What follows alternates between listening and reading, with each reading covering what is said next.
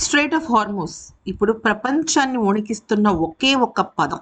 ఇది నిజం చెప్పాలంటే చాలా చిన్న పదమే కానీ మొత్తం ప్రపంచ దేశాలకి ముడి చమురు ఆగిపోతోంది అనేది దీనివల్లే అని చెప్పటం చాలా ఈజీ. అయితే ఇది ఇరాన్ చేతుల్లో ఉంది.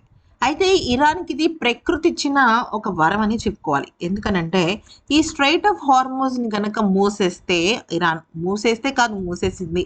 ఇప్పుడు మిడిల్ ఈస్టర్న్ కంట్రీస్ నుంచి ఏదైతే అత్యధికంగా క్రూడ్ ఆయిల్ అనేది ప్రపంచ దేశాలకి సరఫరా అవుతూ ఉందో, అయితే అదంతా కూడా ఆగిపోతుందనమాట.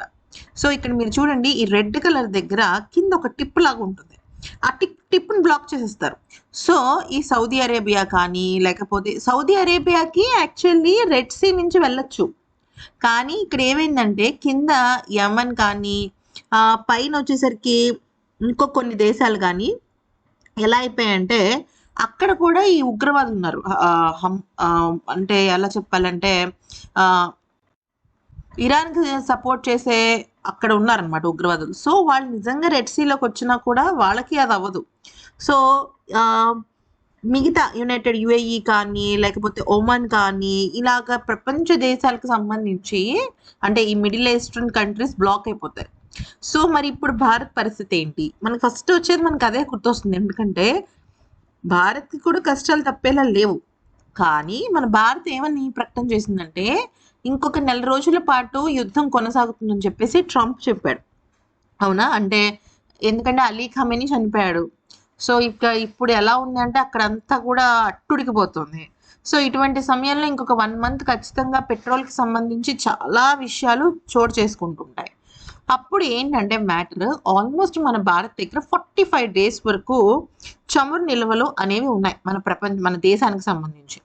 అయితే ఇక్కడ మ్యాటర్ ఏంటి, ఒకవేళ 45 డేస్ తర్వాత కూడా అసలు మారలేదంటే అప్పుడు ఏం చేయబోతోంది అనేది కనుక చూస్తే, ఇప్పుడు మన భారత్ యూటర్న్ తీసుకోబోతుంది. ఏంటంటే అది మార్గము మళ్ళీ రష్యా దగ్గరికి వెళ్ళబోతుంది. ఎందుకనంటే ఈ అమెరికా పెట్టిన రూల్స్ కారణంగా ఏం జరిగింది అంటే మనం రష్యా దగ్గర నుంచి చమురు కొనుగోలు చేయడం చాలా తగ్గించేసాం. ఈవెన్ రిలయన్స్ రిఫైనరీస్ వాళ్ళు కూడా ఈ ఏడాది మొదటి నుంచి అంటే జనవరి, నిజం చెప్పాలంటే గత ఏడాది డిసెంబర్ నుంచి కూడా ఈ యొక్క ముడి చమురుని రష్యా దగ్గర నుంచి కొనుగోలు చేయడం చాలా తగ్గించేసాం అనమాట. దీనికి బదులుగా వెనుజులాతో పాటు మధ్యప్రాచ్య దేశాల నుంచి చమురు కొనుగోలు చేస్తుంది భారత్. కారణం అమెరికా. అయితే ఇప్పుడు ఇరాన్ యుద్ధం కారణంగా ఇంకా ఎలాగ వెనుజులా నుంచి అయినా చమురు హార్మోజ్ జల సంధి నుంచే రావాలి భారత్కి. అది కాస్త నిలిచిపోయింది. దీంతో భారత్ అలర్ట్ అయింది. అయితే రష్యా చమురు కొనుగోళ్లు ఇప్పుడు మళ్ళీ పెంచే దిశగా భారత్ వెళ్తోంది. అయితే మరి ఇప్పుడు ట్రంప్ ఏమంటాడు, మళ్ళీ ఏదో చెప్తాడు కదా అది ఇది అంటే ఇది తాత్కాలికమే అని భారత్ ఒప్పించే దిశగా కూడా ఉంది. ఎందుకంటే ఇప్పుడు యుద్ధం జరుగుతుంది. యుద్ధంలో ఎవరైనా సరే ఏ దేశానికైనా సహాయపడుతూ ఉండాలి. కానీ ఇక్కడ రష్యా అంటే ఏంటి, రష్యా, చైనా, ఇరాన్కి ఫుల్ సపోర్ట్. అంతేకాకుండా మన భారత్ కూడా ఖమేనీ చనిపోయిన తర్వాత కనీసం సంతాపం కూడా చెప్పలేదు. కారణాలు అనేకంలేండి, కారణాలు వేరే. ఇక్కడ మన భారత్ చెప్పకపోవడమే కరెక్ట్. మరి ఈ లోపు మరి భారత్ నిజంగా రష్యాని కొనుగోలు చేస్తాము అని మొదలుపెట్టినా, మళ్ళీ లేదంటే ట్రంప్ ఎలా స్పందిస్తాడనే విషయం పైన కానీ ఇంకా పూర్తి స్థాయి క్లారిటీ రాలేదు.